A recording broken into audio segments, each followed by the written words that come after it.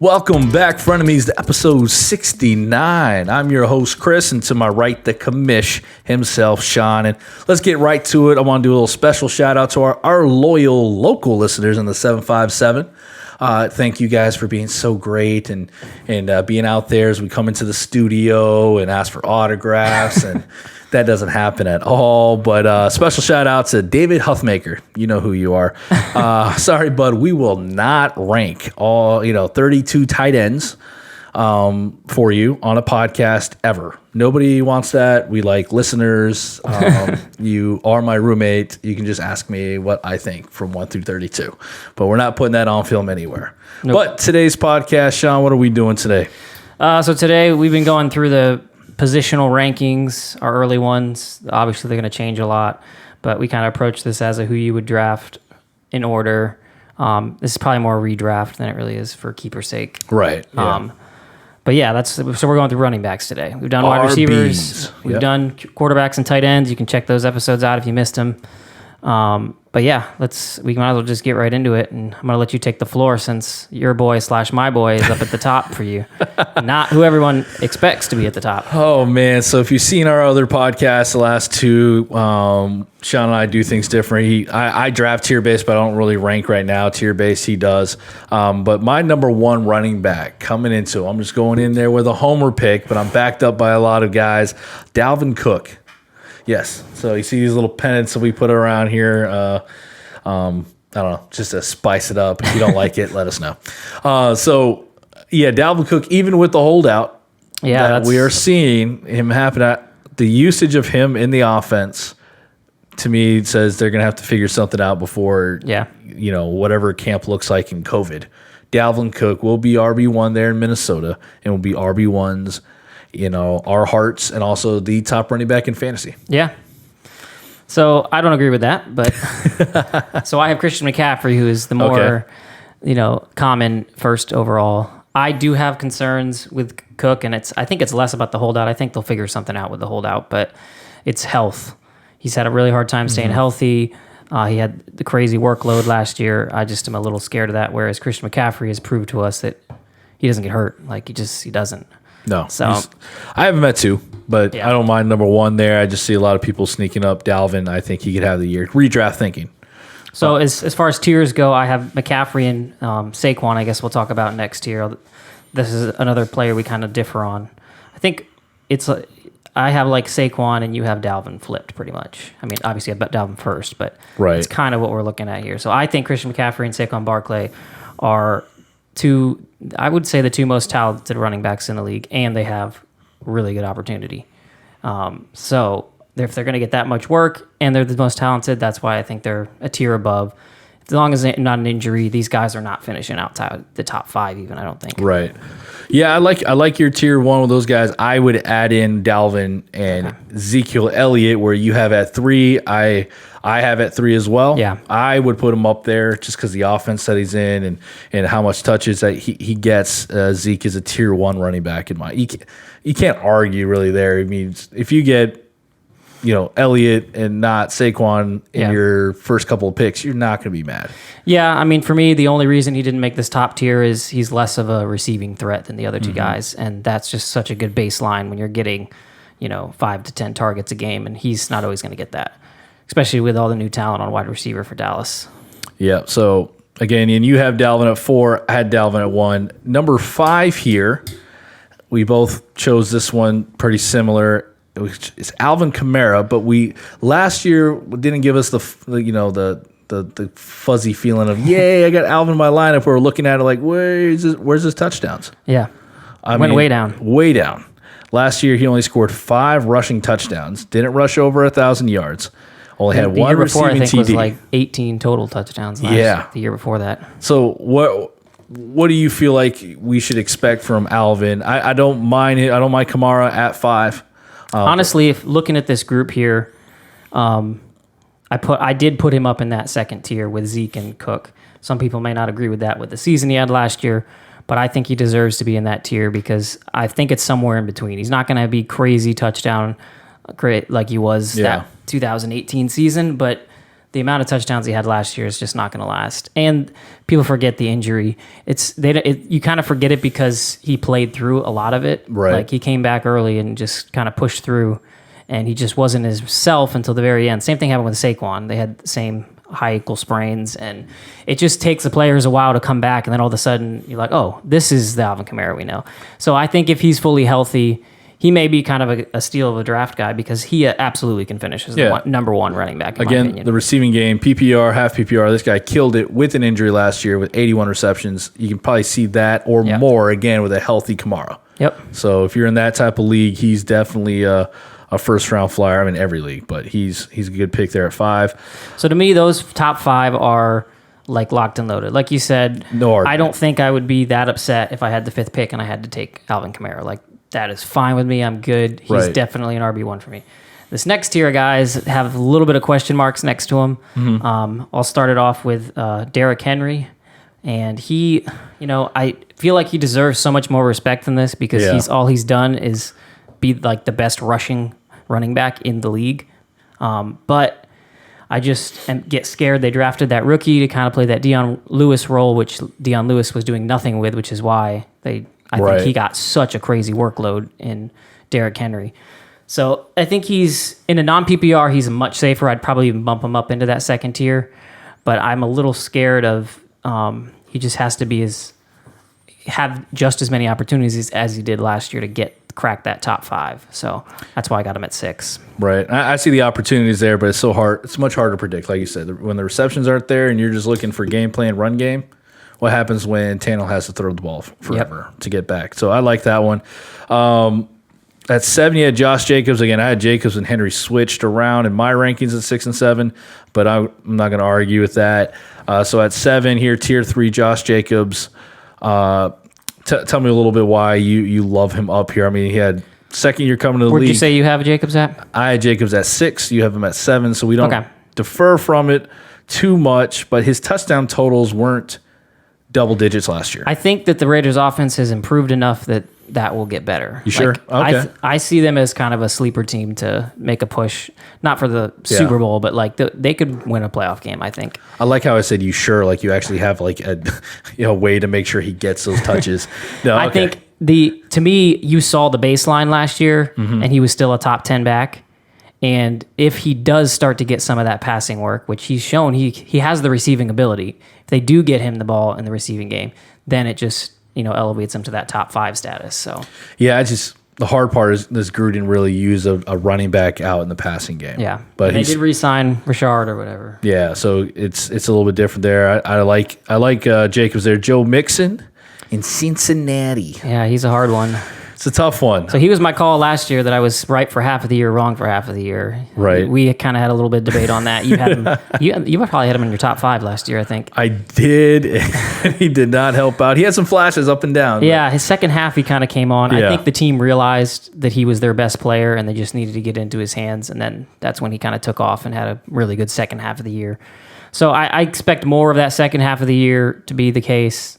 Joe Burrow, I think, is a great prospect. I don't know how quickly he'll be able to pick it up and make this offense good. Yeah. But I don't know. I think there's some optimism there between Mixon kind of jumping into this tier here where he's going to get the work. Like unless he's got a holdout little thing going on too, but there's no one to challenge him. It's just Bernard. And the O-line has improved. They get back, was it Jonah Williams, the first round pick from the year before? And then they pick up more draft picks this year to fix up the offensive line. He should have a healthy A.J. Green coming back. Yeah. So that would give him less 8-man boxes to look at. He should be killing it out of the backfield. Right. Do you have anybody that you would put in this third tier, or is that kind of what you had? I you know what? There's one other guy. There is another guy, but I'm gonna concede to you and put him at a tier 4. He's the guy I love the most here. But let's look at the beginning of tier 4.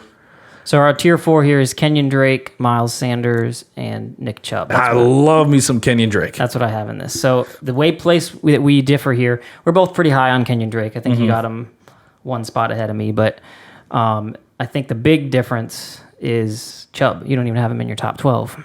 I don't, because I don't trust Cleveland. Okay. I drafted him in our Dynasty League, and I was happy with that. But at the same time, like at that time, I can be a little more wait and see what's happening. Yeah. So that's why I don't have him in there. Probably would have put him at my 12. I should have put him up there. To but me, I just he's shy away. He's a lot like a Derrick Henry, where you're going to be not depending on those catches weekly. But I think he's got opportunity to improve his touchdowns. He had a really bad touchdown rate inside the 5 that just didn't make any sense. So as long as they don't say, look at the numbers and go, oh, that's Chubb's fault. We need to get someone else in there at the goal line. Right. If he continues to get that work, I think he's just going to improve in the touchdown category, which brings him up to me in that next tier there. I guess Drake. Did you want to? So Drake's my breakout star Yeah. of this upcoming season. I think he's a perfect fit in that offense. He's added another receiver on that outside, so you talk about swing out pass game behind Hopkins and Fitzgerald and those guys. It'll be open in the flats. He can run out of the gun, working with our boy. Who's the quarterback there? Baker Mayfield? No, you're talking about Drake. Kyler Murray. Kyler Murray. Yeah, so I just think it's a perfect match made in heaven with that offense. He'll get the opportunities. I'm not quite sure goal line attempts in that offense because it's not a line it up in the I formation and go. So he might lose out on some touches there, but he can bust them for big gains. And he's shown that in that offense when he got traded over there. Yeah, I think Drake is one of those players that you have to be a little careful on just because he does have that kind of I'm trying to think of who's that Cincinnati running back who had like a great end of the year and then Giovanni Bernard? No. Before he was in the backfield with Gio and he was like one of the biggest draft busts because everybody was so hyped on him. I don't know.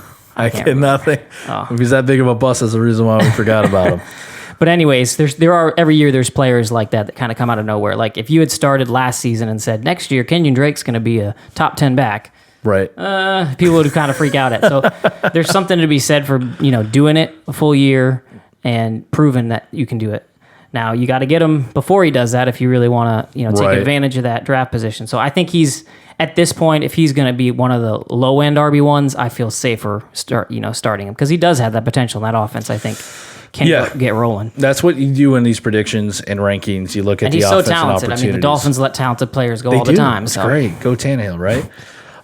At 10, we both put Miles Sanders down there. He's a scary one. But it's not him being scary. It's the offensive staff. Calling, like the play calling is the scariest part of the Eagles, of Miles Sanders. Yeah. Really what it comes down to is you have to decide what side you're going to be on. Is it that Doug Peterson does not like to give it to a workhorse back, or is it that he has not had a worthy workhorse back to give it to? Right. So if you believe that he hasn't had that and this is it in Miles Sanders, I mean, his ceiling is huge. He could be a top 5 back easily. Right. But if it is more of the same with this committee thing, Boston Scott's still there. He's probably going to play into the passing game. And towards the end of last year, he was their MVP, man. Boston Scott was killing it. Catching everything. So if that eats away at it, then I could see it, not going so great for him. So he's another risky one, but I think I will actually, pull the trigger on him a lot in leagues just to take the chance because I think he's extremely talented. He played behind Saquon. It's the only reason why he wasn't as touted, I think, because nobody was as good as Saquon. No, not in college, and he only had really a year to prove it out there.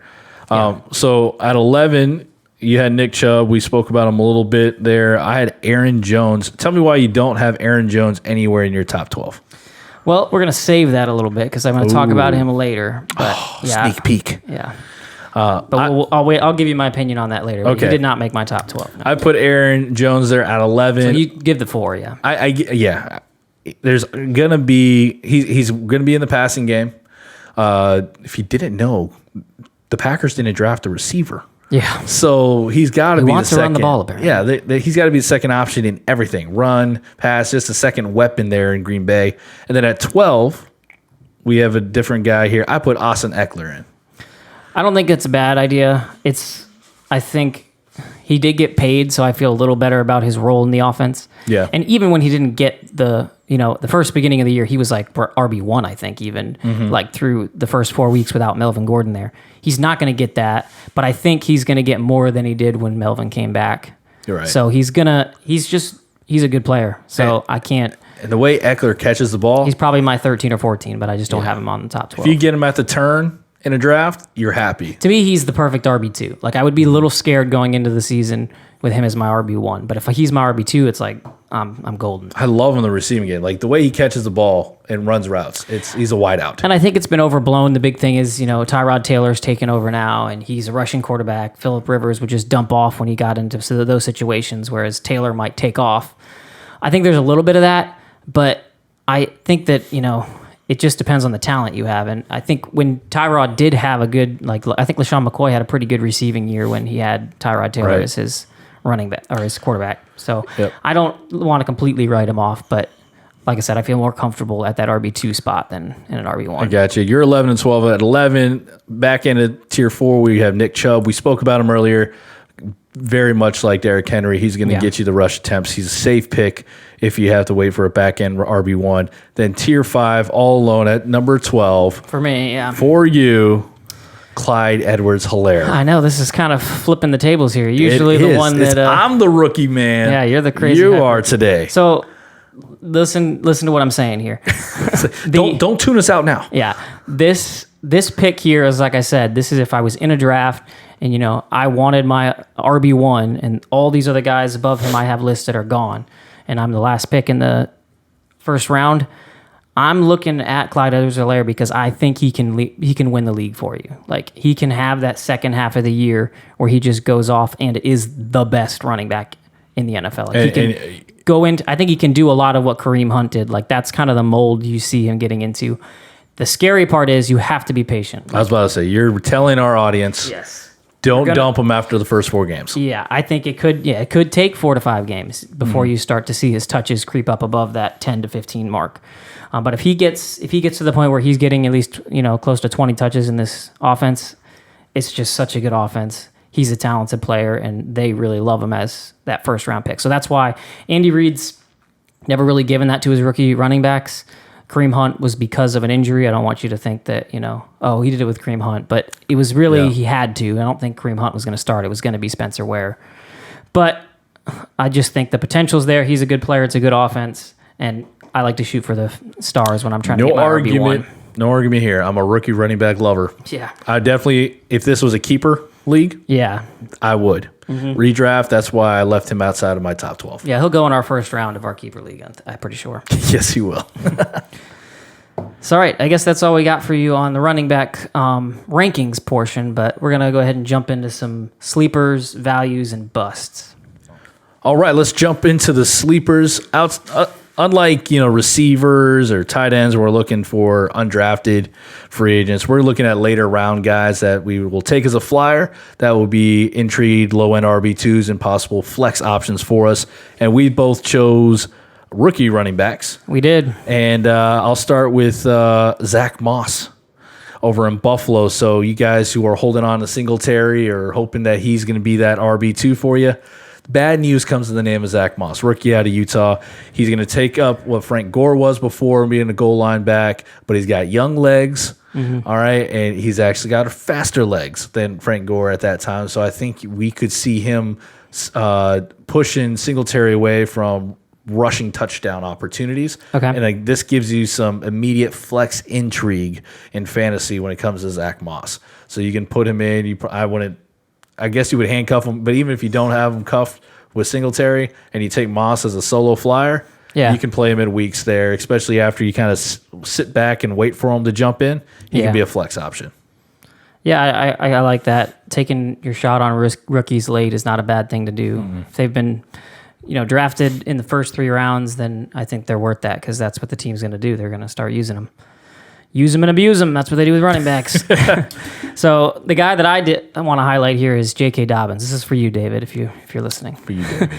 But I just feel like he's been left for dead, kind of. They've got, the big talk in redraft leagues, at least, is Clyde Edwards-Helaire, which I already gave my opinion on him, and Jonathan Taylor. But they're costing you a top, 4 rounds pick.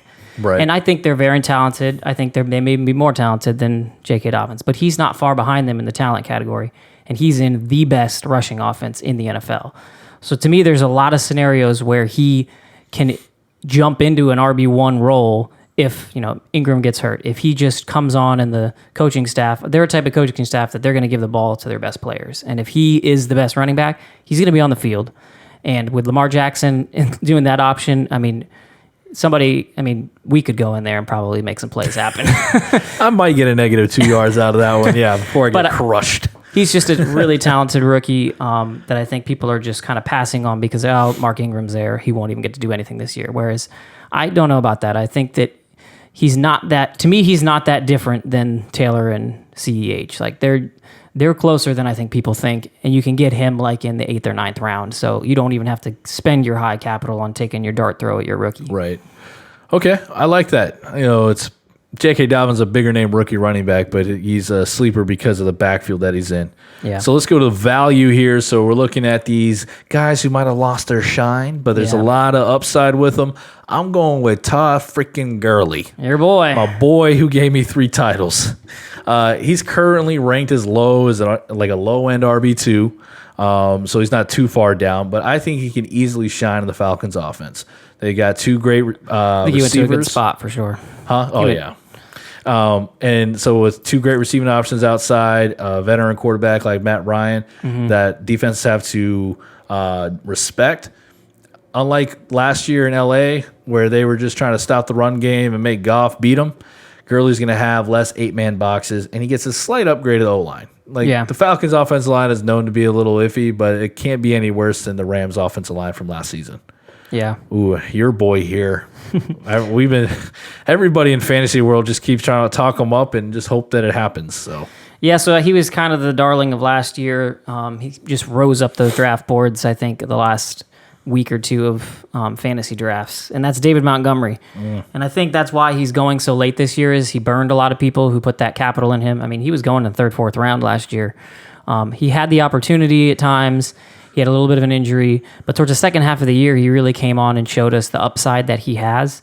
I, for one, think that offense is going to be better. Even if Mitchell Trubisky's in the driver's seat, which I think Foles will probably push for that job, and I'd like that as a better situation. But regardless, I think that Nagy knows he's on thin ice, and he's got to figure this out. They've got to get this offense rolling. The first year he was there, it looked like he was, getting going the way he wanted to, but it's kind of hit some bumps in the road last year, and I think that if that offense improves at all, he's going to be a running back that's going to get 250 carries pretty easily. There's not somebody there to challenge him really for those carries. And if you can get somebody like that in the 4th round, to me, that's just a steal. Like you're just, set yourself up, get 2 top wide receivers or and a running back somewhere in the first 3 rounds. And then your RB2 is David Montgomery. And I think he's just, to me, he's a safe option. He's not that guy who's probably going to win you weeks. He's not going to be an Aaron Jones type that's going to get 3 touchdowns and 200 yards rushing or something. But I think that he is a safe option where weekly you're going to be able to count on him to, finish in that top 20-ish. He has to. It's all there for him. Like you said, QB position should help him as well. So let's go to bust. Yes. All right. Best. This actually was the easiest for This me, was very easy. I'll go ahead and segue because I just yeah. mentioned his name. But Aaron Jones, I just see so much touchdown regression coming for him. He was not in my top 12. He is probably my scariest running back in the top 15 being drafted right now. I think that he can hold on to that job. I'm not saying A.J. Dillon is more talented than Aaron Jones. I think Aaron Jones is a better running back. But the Packers are telling us something here. They drafted a running back on day 2 in A.J. Dillon who is very good at the goal line. Like that's what he profiles as a big goal line back. And he's also the comparisons now. I'm not saying he's this, but there's definitely been the comparisons drawn to Derrick Henry. Yeah. And Matt LaFleur was with the Titans when he kind of ushered Derrick Henry into the role that he's in now and had a lot of success. So I think that's kind of what the coaching staff saw. They didn't draft Aaron Jones. They inherited Aaron Jones. They drafted A.J. Dillon. So I don't think he's going to fall off the face of the earth. He's not going to be, an RB3. I just think he's a low-end RB2 with the upside. Like if he does keep that role and he's in a good offense, and like I said, he's a talented running back, but to me, it's just too much risk with them having that backup there ready to go. Yeah, because they've got 3 guys now. Yeah. When you draft a 3rd running back, into that stable, you're thinking they're going to be handing the ball off. Yeah, and he really, over the second half of the year, I think he may have finished as a top 3 back this year. He had just a crazy second half. And it was because of the receptions, and that was when Devontae Adams was out. Well, Devontae Adams is healthy now, and I think that receiving work is going to cut back again a little bit. And that's kind of what scares me for taking him as a top RB1. I hope you're wrong put in my rankings, but as a Vikings fan, I love it. Yeah. Make the Packers running back, disappear. Well, this kind of goes hand in hand with your sleeper pick. Yeah, so my sleeper pick, I picked Zach Moss. So my bust pick is going to be Devin Singletary. I'm doubling down on it. All right, he's again ranked in the late, early 20s, late teens in some places. I can't believe that, but I just believe because of Zach Moss being there, and I see the emergence of him. Again, if we had Frank Gore of like 5 years ago in that backfield with Devin Singletary, we wouldn't be talking about him because Gore would be the lead back. So I see a 50-50 backfield split between Moss and Singletary. So people are going to be very disappointed when they look at the box score in their fantasy lineup, and their running back 2 has a total of 70 yards of offense. Yeah. No touchdowns, maybe 3 receptions. So that's where I feel like he's going to disappoint a lot of owners because people are going to take him as a flyer, hoping that he can be that solid running back 2. But if you don't know Zach Moss, you will know him pretty early in the year. Yeah, and actually I'm looking at it's really hard to judge ADP right now because people are all over the place. I don't agree with this is how the drafts are going to really go. But in this draft calculator that I've seen, this fantasy data, they have Devin Singletary going over Kenyon Drake. Oh, my goodness. So that'd be an easy answer for you to just, no. Why? I'm passing on Devin Singletary. You guys mock drafting out there. Stop doing dumb things. I know. They got him ahead of guys like, Mark Ingram, I talked about J.K. Dobbins, but he's still there. He's still in that best role for that offense. David Montgomery, the guy I mentioned, is there. Clyde Edwards-Helaire is below him. Like, I think people are remembering last year as if Zach Moss isn't there. Like, because there was a lot of hope at the end of last year for Devin Singletary to be a top 10 back next year. Right. But that to me is faded, like as you brought up with Moss coming into the fold. And Buffalo had to get another running back. Instead of like getting an older free agent, they found just a great landing spot, but it's a 3rd-round pick on a running back. So there's value there. It was not like a late rounder. Yeah, I'm a little less scared of Singletary because I think he will fall in drafts. I think he's a guy that you may be able to get, whereas he's kind of in a similar situation as Aaron Jones, where the similar round rookie being drafted coming up behind him. I think Singletary is a little less established, so that's why it's scarier. But I still believe in the guy's talent. I think he's a great pass catching back. He made a lot of good things happen in the screen game. So if they're not getting out of Zach Moss what they thought, I think they will maybe turn that way. So I could see myself drafting Devin Singletary in some leagues, but like you're right. Where he's going now as like a middle RB2, that's too much risk. Yeah, he'll slide, and then like I might pick him up then. Yeah, but I'll pick Moss. I'll pick Moss over him. That's just me. So and rookie straight up, backs. You would take Moss. If you I would take Moss over Singletary. Oh, wow. I'm not there, and that's like my flex pick. Okay, like I wouldn't pick Singletary as my RB2. Okay, I would go around and pick somebody else, and then if I had to pick a Buffalo back, it'd be Moss at my flex, and cross my fingers that he takes over the backfield. So that's it for our running back episode, rankings and sleepers and values and bust. We have exciting news for our next episode coming up. All right, Sean's favorite thing is our deep dive into the kicker world. No. Okay. We don't. It's a joke for all you out there. We don't rank kickers or defenses. We're actually in a lot of leagues that we participate in and ones that we create. We get rid of those things if possible. Yeah. So if you're listening out there, 757 League, let's get rid of kickers. Add that extra flex. It's a lot more fun. But yeah, so hopefully you guys enjoy this episode. Let us know. Running backs are very controversial at times too when it comes to rankings. So hit us up. Our tight ends and quarterback episode, got me a little under the gun a little bit. Some guys were saying, calling for my head on my tight end rankings. That was the weirdest thing. So thanks for listening, but man, come on now, it's tight ends. So hopefully I won't get killed on these running backs here. You got anything to add to the listeners? No, I think, like I said, we'll be back in a bit. We're not sure what our next one will be. It will not be kickers ranked. The next episode might be our Dynasty League. We wanted to kind of recap what the teams look like. And I don't know, I'm sure Jake doesn't listen to this podcast, but I'm sure we'll be shouting out to him, seeing if we can maybe grab him and get his thoughts on our Dynasty League. I like it. All right, guys. Well, Thank you for listening. Like, subscribe, share it with your grandmother and all her friends. See you later. Deuces.